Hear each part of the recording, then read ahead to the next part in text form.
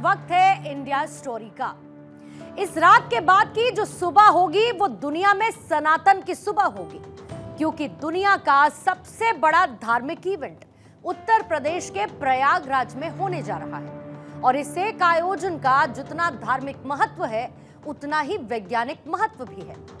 इस योजना के कमंडल में जितनी मात्रा भक्ति भाव की है उतनी ही मात्रा में आर्थिक लाभ देने वाला चरणामृत भी है। प्रयागराज में कल से शुरू हो रहे इस माइंड ब्लोइंग महाकुंभ में 45 करोड़ से ज्यादा लोग आने वाले हैं। उनका रहना, खाना, ट्रैवल, खरीदारी प्रयागराज को 26 फरवरी तक के लिए एक इकोनॉमिक एपिक सेंटर बना देगा। और इकोनॉमी की ये हाई बीम लाइट उन लोगों को परेशान कर सकती है जो सनातन में समस्या ढूंढने का ओवर टाइम करते हैं। वहीं दुनिया भर में सनातन से संबंध रखने वाले लोगों का ये एक रीयूनियन है, जो कि 144 साल के बाद एक बार फिर से मनाया जा रहा है।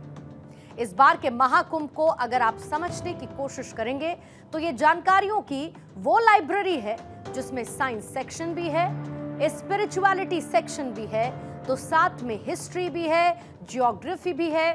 और ऐसे में आज हमने ये सोचा कि क्यों ना आपके इस कीमती समय को एक फ्री टिकट देकर जानकारियों की इस लाइब्रेरी में लेकर चलें और आपको इंडिया की वो स्टोरी दिखाएं जिसके सामने दुनिया की हर एक कहानी संगम से निकाले गए उस एक लोटे जल के बराबर है, जहां भारत की विशाल संस्कृति पर एक बूंद का फर्क नहीं पड़ता।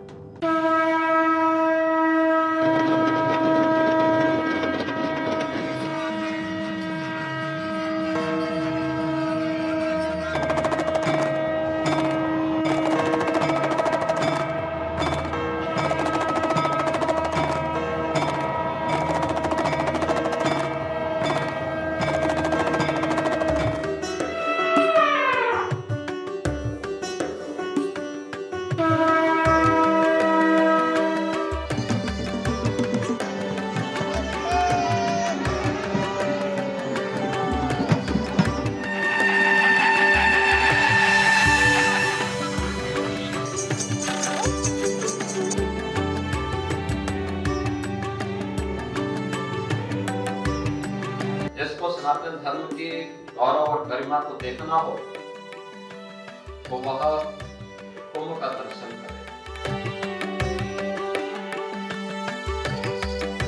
आपको महाकुंभ की इस लाइब्रेरी में ले जाने से पहले एक गाइड की तरह आपको कुछ जानकारियां देते हैं, जिससे आपका जीके तो मजबूत होगा ही, आपके मन में सनातन के प्रति सम्मान का भाव भी मजबूत होगा। कुंभ को लेकर यह कहा जाता है कि इसमें डुबकी लगा लेने से आपके सारे पाप धुल जाते हैं। जहां पर कुंभ एक संस्कृत का शब्द है जिसका मतलब होता है कलश। यहां पर मान्यता यह है कि समुद्र मंथन से निकले अमृत कलश को लेकर जब राक्षसों और देवताओं के बीच युद्ध हुआ, तब राक्षसों ने देवताओं को हराकर ये अमृत कलश अपने पास रख लिया था। जिसके बाद देवताओं को यह डर सताने लगा कि अगर राक्षसों ने ये अमृत कलश पी लिया तो वो अमर हो जाएंगे, और इसीलिए वो भगवान विष्णु के पास मदद मांगने के लिए पहुंचे।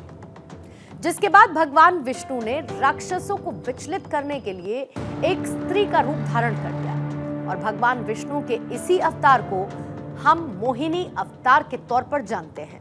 राक्षसों से अमृत कलश को वापस लेने के लिए देवताओं ने भगवान इंद्र के पुत्र जयंत से भी मदद मांगी थी, और जयंत को एक कौवे के रूप में राक्षसों से अमृत कलश लाने के लिए भेजा गया था। इस अमृत कलश की रक्षा करने के लिए 4 और देवता मौजूद थे।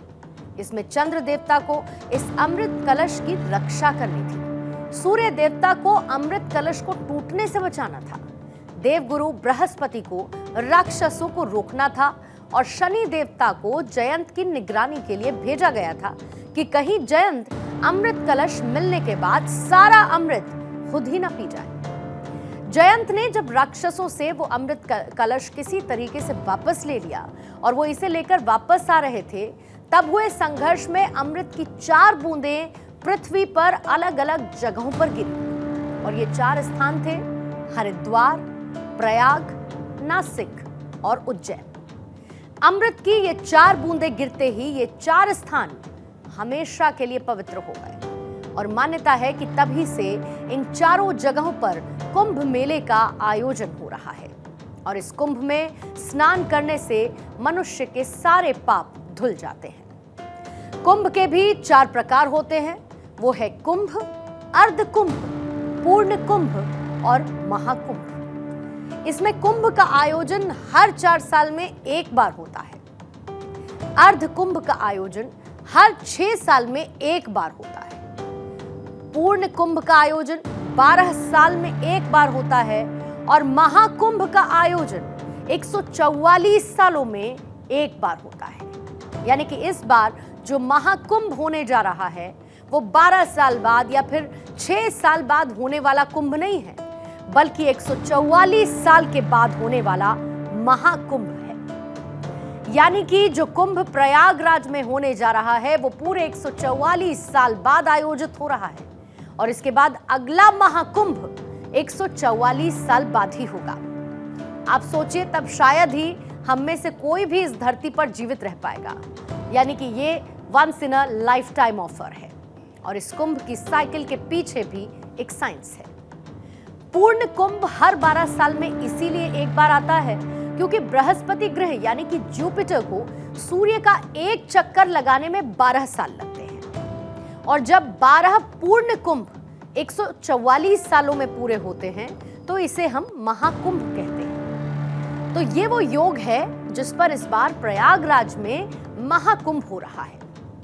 ये महाकुंभ इस बार पूरे के पूरे 45 दिन का होगा और ये दुनिया का सबसे बड़ा धार्मिक आयोजन है। लेकिन इसके बाद भी दुर्भाग्य ये कि हमारे देश के कई लोगों को इसके बारे में पूरी जानकारी नहीं है और इसके लिए हम उन्हें रत्ती भर भी जिम्मेदार नहीं मानते हैं, बल्कि उस समाज को जिम्मेदार मानते हैं जहां पर हमें हमारी संस्कृति की जानकारी देने से पहले उसमें हमने हिस्से का एंटरटेनमेंट सेगमेंट जोड़ दिया है।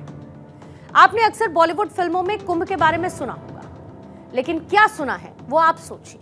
हमारे देश में कुंभ को लेकर फिल्मों ने सिर्फ ये बताया कि कुंभ में 2 भाई बिछड़ गए थे, यानी कि 2 भाइयों का बिछड़ना ही कुंभ की कहानी बनकर रह गया। साल 1943 की फिल्म तकदीर, 1954 की फिल्म अधिकार, 1971 की फिल्म मेला, 1976 की फिल्म 2 अनजाने, 1994 में आई फिल्म अंदाज अपना अपना और 1998 की फिल्म सोल्जर। ये वो फिल्में हैं जिसमें कुंभ मेले की बात तो कही गई, लेकिन सिर्फ ये बताने के लिए कि इसमें 2 भाई बिछड़ गए थे।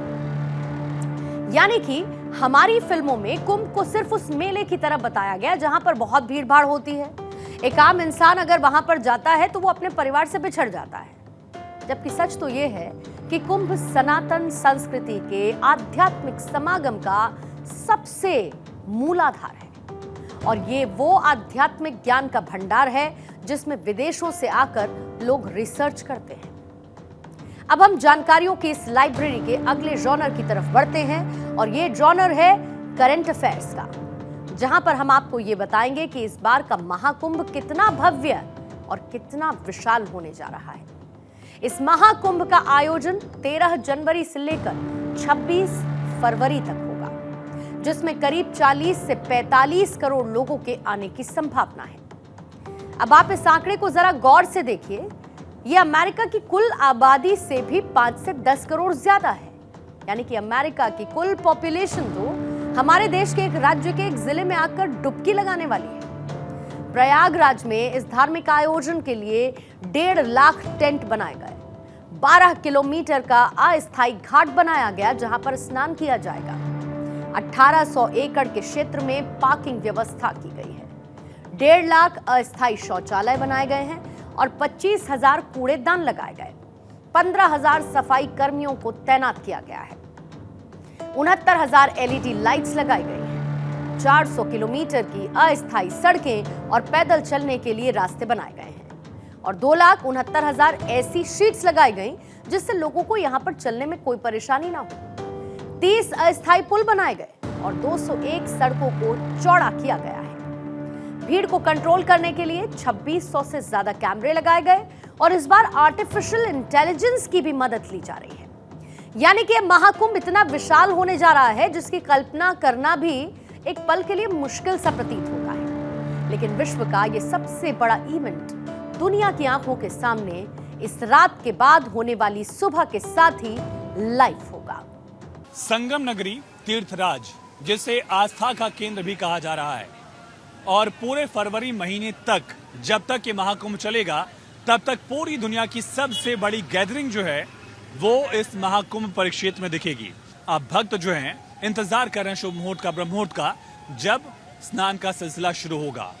लेकिन सोचिए, इस महाकुंभ परिक्षेत्र जिसको आप देख पा रहे हैं, ये दुनिया के सबसे बड़े cricket stadium Narendra Modi stadium से भी ये 160 गुना ज्यादा बड़े एरिया में हो रहा है। लगभग 75 से 80 किलोमीटर स्क्वायर का एरिया पूरा है और इतने बड़े परिक्षेत्र में पूरी टेंट सिटी बसी हुई है। उत्तर प्रदेश का 76वां जिला जो है, अस्थायी जिला, वो बसा हुआ है। और इस समय जिस समय हम बात कर रहे हैं उस समय भी लगातार व्यवस्थाओं को मुकम्मल रूप देने का कार्य लगातार जारी है, अंतिम रूप दिया जा रहा है। इतने बड़े एरिया में भक्त पहुंच रहे हैं, 1 महीने तक कल्पवास करेंगे और यहीं पर रहेंगे, यहीं का पानी पिएंगे, यहीं का अन्न खाएंगे और यहीं आस्था की डुबकी लगाएंगे। और ये संख्या है 40 करोड़। इतनी बड़ी संख्या में जब तीर्थ यात्री पहुंच रहे हैं तो वो उत्तर प्रदेश की अर्थव्यवस्था को भी एक नई दिशा, एक नई तस्वीर जो है वो देगा। माना जा रहा है कि लगभग 6,000 करोड़ का जो इन्वेस्टमेंट है, एक तरह से सरकार का जो खर्चा है, उससे 2 लाख करोड़ का रेवेन्यू जो है, 2 लाख करोड़ का जो लाभ है वो उत्तर प्रदेश की अर्थव्यवस्था को और देश की अर्थव्यवस्था को भी जाहिर तौर पर मिलेगा। चलिए अब हम आपको इस लाइब्रेरी के अगले सेगमेंट पर लेकर चलते हैं और इसका नाम है इकोनॉमिक्स। महाकुंभ की इकोनॉमिक्स क्या कहती है? ये आपके लिए बड़े हैरान करने वाले आंकड़े हो सकते हैं और इसे समझने के लिए हम अनुमानित डेटा से पहले रिकॉर्डेड डेटा का इस्तेमाल करेंगे। साल 2019 में प्रयागराज में जब अर्ध कुंभ का आयोजन हुआ तो इससे करीब 1,20,000 करोड़ रुपए की कमाई हुई थी। ये कमाई उस साल हुए आईपीएल के आयोजन से कितने गुना ज्यादा थी? इसको आप ऐसे समझिए कि उस साल आईपीएल के जरिए 12,000 करोड़ रुपए की कमाई हुई और दुबई का बुर्ज खलीफा, जहां पर लाखों लोग जाते हैं, वहां भी साल 2023 में सिर्फ 6,000 करोड़ रुपए की ही कमाई हुई। अब आप इस डेटा को एक बार जरा फुल स्क्रीन पर देख लीजिए, जहां पर आईपीएल जैसे बहुत बड़े क्रिकेट टूर्नामेंट की कमाई, दुनिया भर में सबसे महंगी जगहों में शुमार बुर्ज खलीफा की कमाई, भारत के इस धार्मिक आयोजन की कमाई के सामने ऊंट के मुंह में जीरे के समान लगती है। महाकुंभ से होने वाली इस पूरी कमाई की पासबुक मुख्यमंत्री योगी आदित्यनाथ के पास है और उनका कहना है कि श्रद्धालु जब राज्य में आते हैं तो इससे आर्थिक वृद्धि होती है। श्रद्धालु परिवहन, आवास, भोजन और बाकी सेवाओं पर खर्च करते हैं, जिससे स्थानीय व्यवसाय और रोजगार को बढ़ावा मिलता है, जिससे इस बार उत्तर प्रदेश के 2 लाख करोड़ रुपए तक की आर्थिक वृद्धि होने की उम्मीद है। कुंभ का कुल खर्चा हमारा है 5,000 करोड़। अभी हमने प्रधानमंत्री जी से जिन कार्यों का लोकार्पण और शिलान्यास 13 दिसंबर को कराया था, वो कुल 5,000 करोड़ रुपए से के थे। ये दोनों केंद्र और राज्य सरकार के मिलाकर के थे। मैं मान के चलता हूं कि 40 करोड़ श्रद्धालु आएंगे और यही एवरेज लगाऊंगा, 2 लाख करोड़ रुपए की इकोनॉमिक ग्रोथ होगी, भारत की भी और उत्तर प्रदेश की भी। भारतीय अरबपति गौतम अडानी के नेतृत्व वाला अडानी ग्रुप भी इस महा आयोजन में अपनी सेवाएं देने के लिए तैयार है और इसके लिए गौतम अडानी ने इस्कॉन के साथ हाथ मिलाया है। रिपोर्ट्स कहती है कि इसके जरिए हर एक दिन करीब 1 लाख श्रद्धालुओं को महाप्रसाद सेवा दी जाएगी, जिसमें 18,000 सफाई कर्मचारी भी शामिल होंगे और यह प्रसाद हर दिन 2500 वॉलंटियर्स की तरफ से हाईटेक सुविधाओं से लैस 2 रसोइयों में तैयार किया जाएगा। महाप्रसाद सेवा के अलावा गौतम अडानी के ग्रुप ने गोरखपुर मुख्यालय वाली गीता प्रेस के साथ मिलकर आरती संग्रह की लगभग 1 करोड़ प्रतियां भी छपवाई हैं और इस आरती संग्रह में भगवान शिव, गणेश, विष्णु, दुर्गा, लक्ष्मी समेत अन्य देवी देवताओं को समर्पित भजन या फिर आरतियां शामिल हैं। महाकुंभ मेले में ये संग्रह श्रद्धालुओं को फ्री में दिया जाएगा।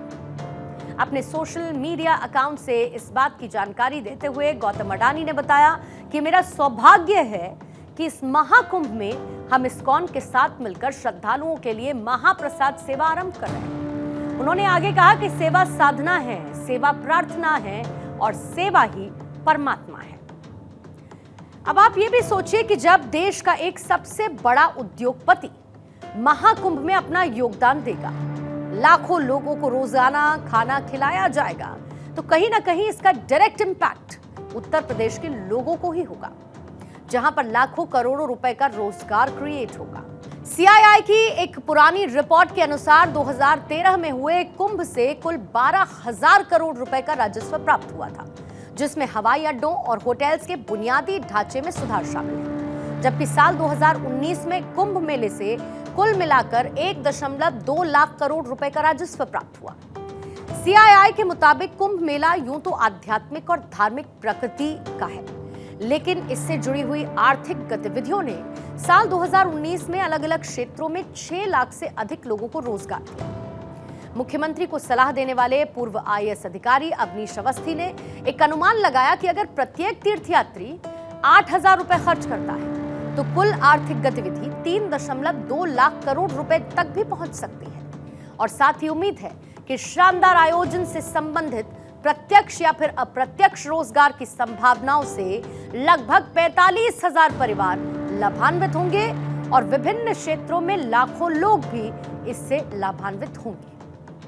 इस महाकुंभ में न केवल आध्यात्मिक जीवन को समृद्ध करने की क्षमता है, बल्कि उत्तर प्रदेश में एक लंबे आर्थिक विकास को भी गति देने की क्षमता है। अपने विशाल आकार और इससे पैदा होने वाली नौकरियों के साथ इस आयोजन का उद्देश्य एक स्थायी विरासत को छोड़ना है, जो इस राज्य को एक वैश्विक आर्थिक केंद्र में बदल देगा। इस आयोजन का आर्थिक प्रभाव न केवल शॉर्ट टर्म है, बल्कि ये कई सालों तक इस राज्य में पर्यटन, बुनियादी ढांचे और रोजगार को आगे बढ़ाता रहेगा। यानी कि महाकुंभ सिर्फ आस्था की डुबकी नहीं है, बल्कि आर्थिक तरक्की की वो बौछार है जो आने वाले कई सालों तक हमारे देश में विकास की गंगा बहाती रहेगी। तो फिर सोचिए मत, चलिए चलते हैं महाकुंभ।